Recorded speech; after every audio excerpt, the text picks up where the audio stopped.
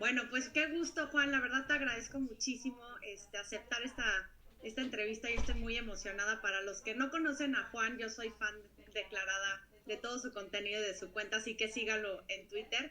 Pero Juan, ¿por qué no empezamos? ¿Por qué no nos cuentas un poquito de ti? ¿De dónde vienes? ¿Cuándo llegaste a Estados Unidos? ¿Qué haces? Más o menos para que te conozca la audiencia. Claro, bueno, yo soy beneficiario del programa DACA. Como ya saben, mi nombre es Juan Escalante y soy activista político, pues, en temas migratorios aquí en los Estados Unidos y he hecho este trabajo ya, ya vamos para 15 años. He visto bastantes propuestas entrar y venir y salir, ser debatidas, peleadas, y muchas de esas, si no todas, básicamente, a nivel congresional, estamos hablando del Congreso de los Estados Unidos, a nivel nacional, eh, han sido derrotadas. Han sido derrotadas por márgenes republicanos, han sido derrotadas por márgenes demócratas, han sido derrotadas por márgenes bipartidistas. ¿Y cómo ingresaste tú a DACA? ¿Cómo fue el proceso para solicitar que pudieras tú ser beneficiado por esa orden ejecutiva que hizo Obama en su momento? Bueno, creo que lo más importante a destacar es de que el programa de DACA fue iniciado, como muchos saben, en el 2012 bajo el presidente Barack Obama, el cual dio, no quisiera llamarlo una orden ejecutiva, es más como un ejercicio en discreción por la rama ejecutiva del gobierno, es decir, en vez de firmar un papel diciendo de que este programa era por siempre y por todos los momentos, el presidente le dio al Departamento de Seguridad Interna, como se conoce por sus siglas en inglés, DHS, o Department of Homeland Security, básicamente un set de instrucciones diciéndoles de que ellos tenían que enfocar su presupuesto y todos los recaudos que tuvieran en ciertas pólizas migratorias. Sabemos de que obviamente la administración de Barack Obama no fue muy popular en términos migratorios, ya que no entregó nada de lo que prometió, no pasaron el famoso Dream Act, no pasaron una reforma migratoria, pero se reconoce de que hizo muchos desastres también en términos de deportaciones y en términos de sacar a gente de este país. Entonces, viendo esta presión, el presidente le dio instrucciones a este departamento para crear un programa con ciertos méritos que jóvenes que hayan vivido aquí una significante parte de su vida pudieran acogerse y obtener una licencia de conducir, un permiso de trabajo y tener un freno a su deportación cada 2 años. La aplicación no es nada contundente, o sea, no es muy complicada, básicamente es costosa, cuesta casi $500 y los requisitos son muy básicos. Tienes que haber vivido aquí, seguro, y porque sí, creo que esta es la confusión de mucha gente, es de que si estas fechas son intercambiables o son flexibles, y la respuesta es no. Y es lo más lamentable. eh, Entre el junio del 2012, específicamente el 15 de junio del 2012 y el año 2007, personas que hayan entrado al país antes de los 16 años, personas que no tengan un historial criminal, es decir, tienen que pasar un background check. Con todo eso también viene una aplicación de muchas páginas donde tienes que presentar pruebas de que has vivido entre el 2007 y el 2012 en este país. Y después de eso, el departamento básicamente te hace un review de toda esa aplicación y determina si eres si puedes entrar al programa, si sí o si no. Y desde entonces, pues ya creo que vamos para la tercera, cuarta renovación de mi permiso de DACA. ¿Cómo fue vivir con DACA o cómo fue vivir como migrante en Estados Unidos los 4 años de Donald Trump? El Partido Republicano estaba accediendo o aceptando personas que representaban todo lo mal, ¿verdad? De nuestras normas sociales, nuestras normas políticas. Y en vez de atender a su propia casa, esta gente usó el apoyo de estos actores extremistas de la derecha, para promover su agenda, para promover sus campañas. Y Donald Trump básicamente fue el presidente que no solamente se dio cuenta de eso y lo empujó. Si de verdad cerramos nuestros ojos y vemos a través de los últimos 4 años, ¿verdad?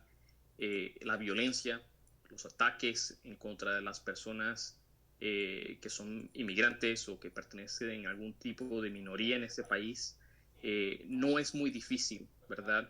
Llegar a una conclusión de que lo que vimos en el 6 de enero de este año, el ataque en el Capitolio, en el Congreso de los Estados Unidos, aquí en Washington, D.C., era una conclusión que iba a pasar. No era si iba a pasar, era cuándo iba a pasar. Para mí, los últimos 4 años han sido de verdad, no hay que descartarlo, han sido difíciles, pero al mismo tiempo, para mí como persona que ya ha vivido indocumentado en este país por tantos años, era una manera básicamente de cambiar una manera de pensar. En vez de ser más tipo activista, era una manera de sobrevivir todos los ataques, porque eran uno tras otros lo que vimos en términos de la administración Trump y todo lo que quería deshacer en un sistema de inmigración que actualmente sigue descompuesto, a menos de que el Congreso actúe de forma decisiva en los próximos 4 años. Ahora, bueno, ya, mañana toma protesta Joe Biden, Kamala Harris, representan un gabinete del más diverso en la historia de Estados Unidos. Y como primera acción, de sus primeras acciones, Juan, que tú lo publicaste en Twitter y yo también estuve muy entusiasmada de verlo, que va a mandar una iniciativa al Congreso en materia de migración para pues darle un camino de ciudadanía a muchos indocumentados aquí en Estados Unidos. Incluso lo dijo durante toda su campaña electoral, que quería legalizar a los 11 millones de indocumentados en sus primeros 100 días. ¿Cómo ves esa iniciativa? ¿Ves que sí vaya a prosperar en el Congreso? ¿Crees que realmente vaya a cambiar la situación de los indocumentados? ¿Tú cómo lo ves? Tú eres experto en esto, o sea que me encantaría saber tu perspectiva y cómo lo ves. Obviamente el enfoque va a ser en esta propuesta o este proyecto de ley que ha presentado o que va a presentar durante sus primeros 100 días. Y vemos un plan que es muy ambicioso, ¿verdad? Ha cubierto, según el reporte del New York Times, muchos aspectos en los cuales se beneficiarían los 11 millones de personas que están indocumentadas en este país, personas que se han acogido al programa de DACA, el programa de TPS.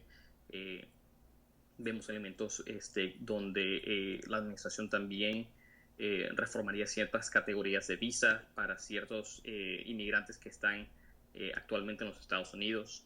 Hemos visto también más que todo, y creo que eso es una parte que no siempre llega a la superficie en términos de importancia, más que todo porque mucha gente lo desconoce o porque de verdad no se entendía la profundidad del asunto, y es restablecer el programa de asilo de refugiados, y esto ha sido una parte significativa de la agenda de Donald Trump, tratar de deshacer este programa, y vamos a ver cómo la administración Biden restablece ese tipo de, no solamente de agencia interna, en la cual no existe nada en este momento, pero también cómo atendemos a todas esas personas que han sido atrapadas pues dentro de lo que se conoce como el MPP o el programa Quédate en México.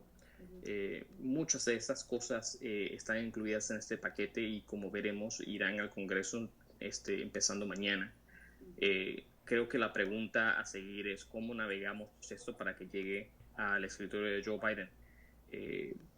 Dentro de la Cámara de Representantes yo no veo nada que sea básicamente difícil, ya que Nancy Pelosi todavía es la presidenta de la Cámara de Representantes y todavía controla una mayoría. Pero dentro del Senado nos faltarían 10 votos republicanos, y de verdad es ahí donde está el ajedrez matemático. O sea, del 0 al 10, Juan, ¿cuántas posibilidades ves que realmente prospere esto en el Congreso? Y específicamente estoy de acuerdo contigo en el Senado. Hay que, nada más para la audiencia que no conoce, la Cámara de Representantes tiene una mayoría los demócratas, al igual que en el Senado, pero en el Senado necesitan 60, ¿verdad, Juan? Para que pase esta iniciativa. Ahorita los demócratas tienen 50, los republicanos 50, y el voto de desempate lo tiene la vicepresidenta, lo va a tener la vicepresidenta Kamala Harris. Entonces, del 0 al 10, ¿qué probabilidades tenemos, Juan? Para mí, yo creo que se pinta un panorama aspirante, y ya de que al mismo tiempo tendremos de que de verdad convencer a 10 personas que en cierta forma tenían el futuro de 11 millones de personas indocumentadas en ese país. Las elecciones, como sabemos, tienen consecuencias. El pueblo habló, cambió el presidente Donald Trump por el presidente Joe Biden.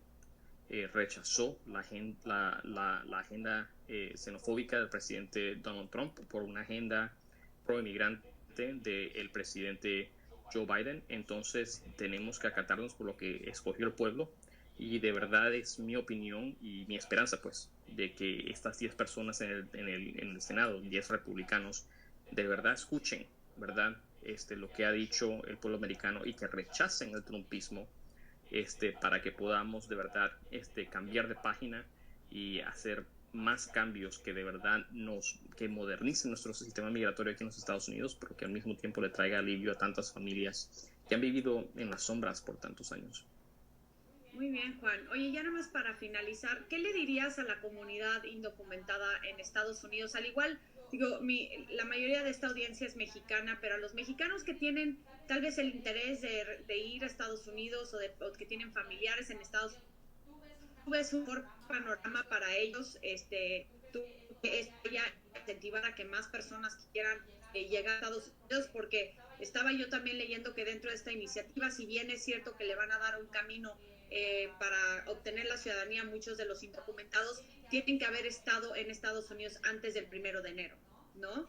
Entonces, también yo creo que esta información es muy importante de difundir, porque en otros países en América Latina, pues, lo toman como una bienvenida a que puedan llegar cualquier persona a Estados Unidos, y me parece que esa no es la situación actual. Entonces, ¿qué les dirías más o menos en ese aspecto? Actualmente la propuesta de Joe Biden dicta de que las personas que se quieran beneficiar de esta ley, si llegara a pasar y si es firmada en ley por el presidente, tendrían que haber estado en el país empezando en enero del 2021. Pero no hay nada que dicta o de que asegure de que el Congreso de los Estados Unidos, y más como forma para convencer a estas 10 personas en el Senado, que puedan cambiar esa fecha no adelante, sino hacia atrás. Es decir, tienes que haber estado en el país mínimo 5 años. Eso no lo estoy diciendo con certeza, pero para las personas que, como lo pongo en la mesa, para las personas que desconocen cómo se maneja la política aquí, es como muchas cosas en la vida. Hay que saber cuándo dar y cómo entregar. Entonces, si algún término en términos de fecha o algún tipo de reglamento cambia, podemos ver que esa fecha o el tipo de requisitos que todavía desconocemos, porque lo único que conocemos es de que tienes que haber estado aquí presente el 1 de enero de este año.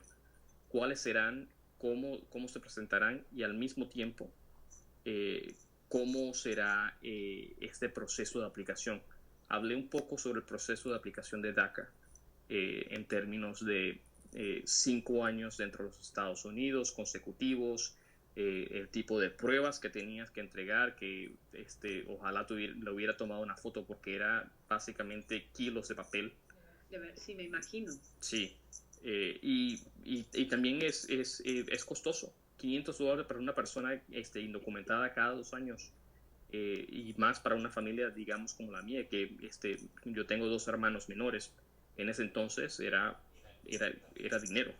La gente tiene que estar con su dedo en el pulso y de verdad entender de que esto no está escrito en las estrellas, sino de que estará escrito en papel, en blanco y negro, tal y cual podamos pasar por la Cámara de Representantes, el Senado, y lo que estará escrito en las estrellas es lo que llegue al escritorio del presidente, y solamente en ese momento sabremos quién llegará a acogerse de este programa al fin y al cabo. Pues muy bien, Juan. Oye, qué gusto, Juan. ¿A dónde te pueden seguir? Porque de verdad publica información que le estaba yo comentando antes de entrar aquí al aire. Aparte de que pone información muy útil, muy seria, y información que verdaderamente es alentadora en cuestiones migratorias en Estados Unidos, también sube contenido muy divertido. Entonces, ¿dónde te pueden seguir? Claro, la gente me puede encontrar en Instagram y en Twitter en Juanza. Ese es Juan, mi primer nombre, Juan, S de Samuel y 3 A's a seguir. Entonces JUANS. Pues ahí lo tienen. Síganlo porque de verdad es un gusto. Yo lo conocí por medio de Twitter y desde que conocí su perfil, todos los días lo reviso, me río, pero aparte aprendo mucho de ti, Juan. Así que estamos... Y muchas gracias por tu tiempo. De verdad, muchas gracias. Por supuesto, un placer.